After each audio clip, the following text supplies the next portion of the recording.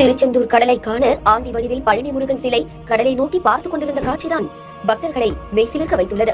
அடுத்த சில நிமிடங்களில் அங்கு அரங்கேறிய அபூர்வ சம்பவம் தான் இன்று முருகன் பக்தர்களை உரைய வைத்துள்ளது. முருகப்பெருமானின் அறுபடை வீடுகளில் 2ஆம் படை வீடாக விளங்கும் சுப்பிரமணிய சுவாமி கோயிலுக்கு நாள்தோறும் ஆயிரக்கணக்கான பக்தர்கள் வந்து செல்கின்றனர். முருகன் மீது கண்ட பக்தியால் வெளிமாநிலங்கள் மட்டுமின்றி வெளிநாடுகளில் இருந்தும் பக்தர்கள் வந்து செல்கின்றனர். வழக்கமாக பௌர்ணமி நாளில் தான் கடல் சீற்றம் அதிகரித்து காணப்படும். ஆனால் வழக்கத்துக்கு மாறாக திருச்செந்தூர் கடல் சீற்றத்துடன் காணப்பட்டு வருகிறது.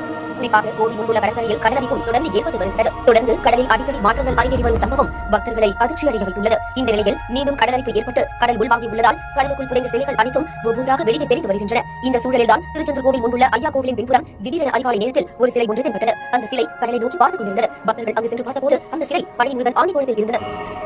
ஏற்கனவே திருச்செந்தூர் கடற்கரையில் பைரவர் சிலை, விநாயகர் சிலை, முருகர் சிலை என பல சிலைகள் கிடைத்தாலும் தற்போது பழனி முருகன் உருவமாக வந்து நின்ற சம்பவம் தான் பக்தர்களை மெய்சிலிர்க்க வைத்துள்ளது. இதனை அறிந்து ஏராளமான பக்தர்கள் அங்கு இருந்தனர். திருச்செந்தூர் முருகனை பார்க்க பழனி முருகன் இங்கு வந்துள்ளார் என நினைத்த பக்தர்கள் ஆண்டி வடிவில் நின்ற முருகன் சிலையை பார்த்து கையெழுத்து கும்பிட்டனர்.